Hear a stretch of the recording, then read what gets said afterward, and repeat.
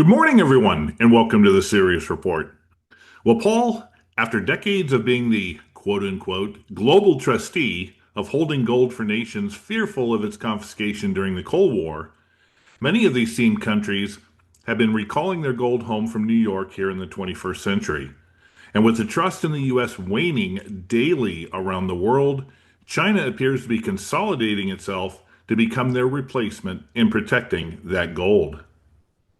Yeah, in essence, we're going to talk today about what I would title the Chinese making a bold move, a move that we've been aware of for years, quite literally, for me, at least a decade, to revolutionize gold markets and really to not only go through this process for over a decade of draining the West of gold, which I've made reference to, and then on X actually posted an old post that highlighted precisely exactly what we're seeing, which was this huge move from west to east, which started in predominantly 2012, where for 2.5 years, 1,000 metric tons a month went predominantly to China, bit to Hong Kong, 30,000 tons in total.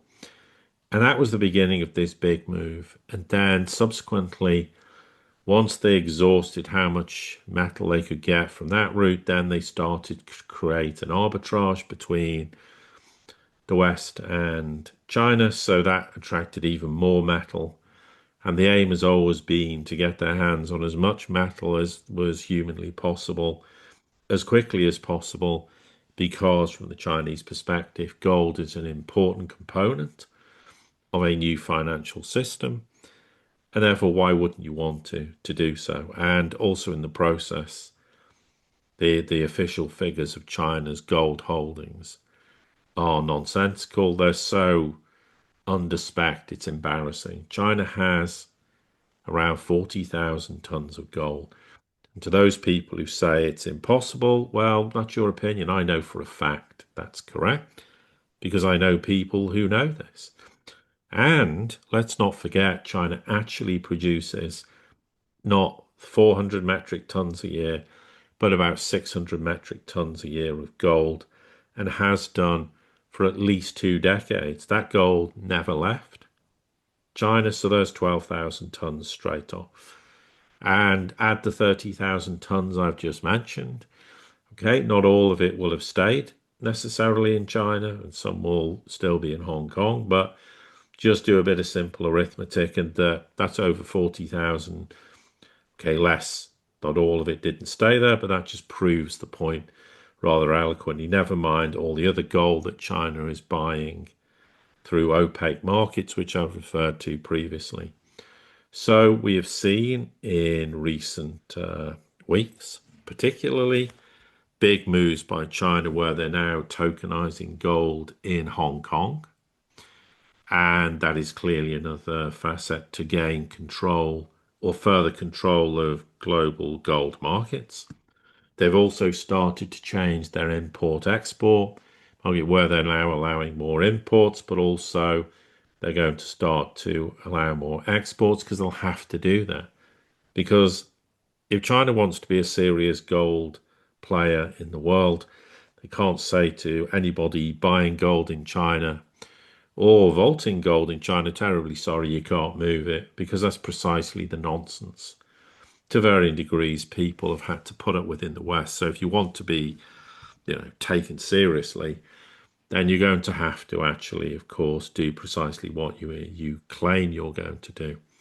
Now, one final point I will make before I'll pass over to Ken for his kind of introduction is back amongst many other things in 2018, we put an article on the Sirius Report website that said China and Hong Kong make the case for gold alongside what was then called the One Belt, One Road Initiative, which is now the Belt and Road Initiative, the BRI. And what that was is the China Gold and Silver Exchange Society. Hong Kong's gold exchange was in talks then with Singapore, Myanmar, and Dubai to establish a gold commodity corridor. Why? To promote yuan denominated products inside, obviously, what we now refer to as the Belt Road Initiative. It's worth noting if you go back to 2015, at the Hong Kong gold market, they averaged sales even back then of roughly 20 billion US dollars, up to about 25 billion. And also, they were averaging, even at that point in time, about 5 billion a day for yuan denominated products. Now, that has significantly increased since then.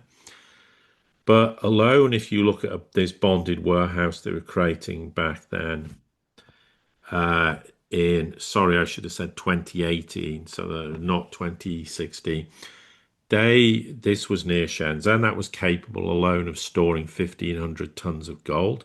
And that was to provide custodial and physical settlement services. So you can see, I'm going to go on and on about this, but that's to give you some perspective of what was going on 7.5 years ago. This is not a recent phenomenon by any stretch of the imagination. China's been working very quietly and efficiently in trying to take a more dominant position in the gold markets, and this is just some background information that supports that perspective, and therefore what we've been saying for years is indeed the case.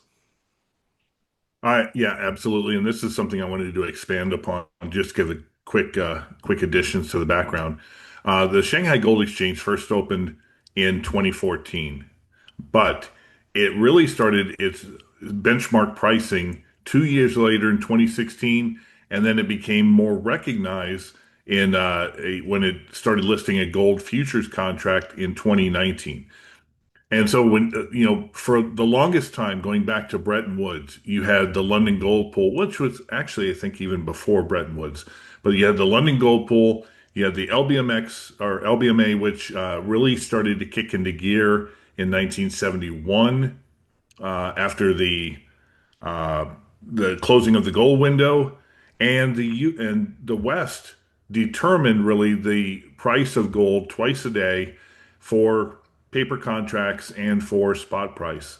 But then we started seeing really China get involved in this, and I think this is really where the whole uh, sea change started to take place because not only did it occur with the Shanghai Gold Exchange, but also the Belt and Road was the first introduction of what is expected to have gold involved in the monetary system in some capacity. Then, of course, you had where they had more direct control over Hong Kong, and Hong Kong, like Shenzhen, was going to be, or I'm sorry, Shanghai was going to be more of a window to the world for the world to internationally come in without feeling that they were being overburdened by Beijing or any other principality within China. So this is where each step along the way, and then of course you made the point with an article you wrote for the Sirius report in 2018 about the significance of gold in the Belt and Road program. And then just recently, like I said, Hong Kong getting involved in the tokenization of gold trading. You're starting to see not just the potential of Shanghai being a central focal point, not just for Asia, but inevitably to take over the global pricing of gold, but also to be a storage and a protectorate for quote unquote friendly nations. Yeah, absolutely. And it's worth, of course, mentioning that the big aim for China now is to become the custodian of gold reserves for countries all over the world. Why? Because that will improve hugely its standing in the global bullion markets. So, in essence, the PBOC, the Russian central bank, the Russian Chinese even central bank, will use the SG, the Shanghai Gold Exchange, to get central banks to buy bullion and store it inside China. Now, the rationale behind this, as well, is that that will cause further drainage of gold in the West because nations who previously would have stored it maybe in Switzerland or London or New York will now store it in China instead. with full accessibility and full auditing. So if I buy some bars of gold and I want them, then I'll actually get the bars I actually bought or I moved into the Shanghai Gold Exchange in this regard. So what this comes back to is gold is now seen as a reserve asset, and it's a reserve asset for the global south nations as opposed to what was the US Treasuries previously. And obviously, it would look more and more then as though that was a move for Beijing to take another step in terms of advancing a new financial system that underpins gold or is underpinned by gold, and obviously something then that becomes another feature of de-dollarization, and to get people to move away from all these traditional gold centers in the West, like the US, the UK, and obviously Switzerland. And with regards to this, the reserves therefore would have to be held in custodian warehouses that would be connected to the SGE, which actually is under the auspices of the PBOC. And that was originally set up by the PBOC back in 2014, which was where foreign entities could trade gold with Chinese counterparts. The intention is the bullion that would be stored is going to be new purchases that would obviously count towards any foreign country's overall reserves, rather than them actually relocating gold from existing locations. I would suspect that will change. And in fact, what will happen is countries will start to then say, well, I've bought some gold, but I'd like to move my other gold. And from different locations, that might be Switzerland, it might be the UK, it might be the US for argument's sake. But you get the idea that I think is something that will happen. Now, of course, one thing that always makes me rather amused is they always make reference to the fact that, well, China's only got 2,300 tons of gold, and you know the Bank of England holds in excess of 5,000 tons of gold. So, still the London's going to be the premier place, sorry, for custodian services and for gold ownership and storage, and it's a major gold center in the world. Well, that is going to change very rapidly when the world starts to realize that China has vastly more gold reserves than even what the US officially has, which is highly questionable. And also, of course, therefore, we shouldn't lose sight of the fact that China's domestic market, which is obviously bars, coins, and jewelry, is the largest in the world. And in July, sales went up 64% to 104 metric tons in that month. All this idea the Chinese have lost interest in buying gold is nonsense, of course. And what this will also do by having this accessibility to storage and custodian services in China, it's also, as we say, another big move to internationalize the yuan. It's another move to begin to further de-dollarize and reduce the reliance, particularly in global south countries, on the dollar, which is clearly a stated intention of the Chinese. And tellingly, of course, this all ties in with the fact that the SG launched the first offshore vault and contracts service in Hong Kong this year. That was to increase transaction volumes in, surprise, surprise, the yuan. We just talked previously about gold imports. And there's no doubt for global south countries, the Chinese vaults is going to be something they're going to want to avail themselves of, because then, again, it's a way of getting outside the Western, in this case, not financial system, but the risk as nations, even like Germany, have found when you want to repatriate gold, it's a bit of a problem. You're not going to have that problem in storing it in China. So ease of access, and also that just grows the market in this case centered from a custodian perspective more and more on China, not exclusively because there are other facilities. But this is a big statement of intent, and it's why we come back to the original point that China is making this bold move to revolutionize gold markets and seize control of what has been traditionally a market based in the West in the US, the UK, and Switzerland. Yeah, I think it's vastly important to not to discount the complementary thing that's on the side is what this is going to do to geopolitics, because the when you take a look at especially what we talked about yesterday on our podcast, the United States and Europe are focusing on things like stable coins, central bank digital currencies, whether they implement it or not, that's where their focus is on. It's not on gold. And China is focused on dealing with nations, especially the BRICS, the SCO, India, Russia, Iran, West Asia, Saudi Arabia. These nations don't really care and don't want to have to deal with a digital currency. They want to deal with gold, especially India. And now that India is sort of being, kicked to the curb by the United States, they're turning towards towards China. And India is one of the biggest importers of gold every single year. So if they start moving away from uh, from London, Switzerland, and the United. They probably don't deal much with the United States, and especially in the opaque market. But if they move towards China, all of a sudden, a lot of that business is going to go there. It's going to help internationalize the yuan currency even more than is being done now, as nations who are under sanctions or who are disconnected from SWIFT are moving more and more to trading in Chinese currency rather than the quote unquote global reserve.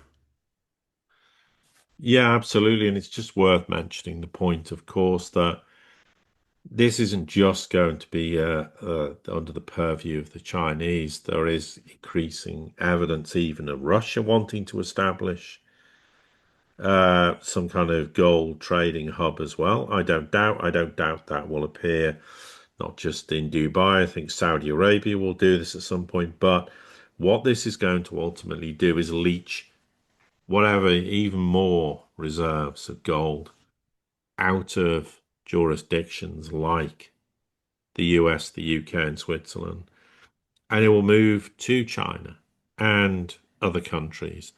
I think predominantly it might end up being China, more to some extent Hong Kong, but not exclusively. And that's why, if your proposal is that this is the new reserve asset, this is an important component of a new financial system, a new way of doing things, then of course China's going to play its hand. But this is something I've been aware of for a very long time.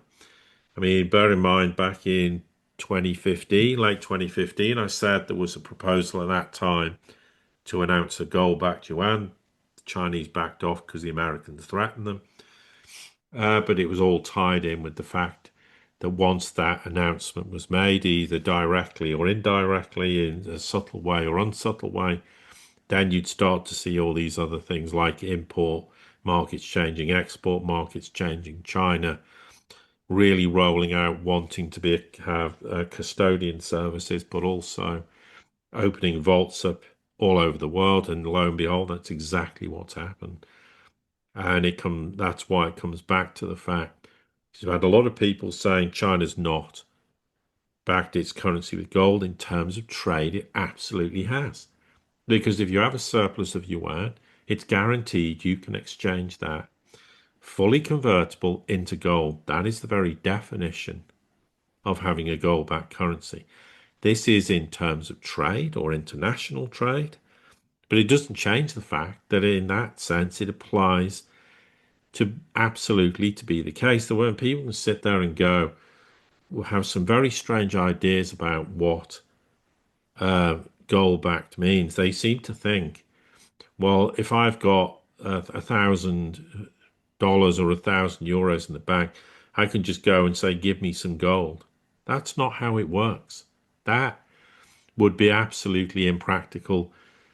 But if your basis of international trade, the currency of your choice, effectively becomes gold, which is real money, and then you say to everyone, well, you can hold uh, the yuan, but if you don't want to, it's fully convertible into gold.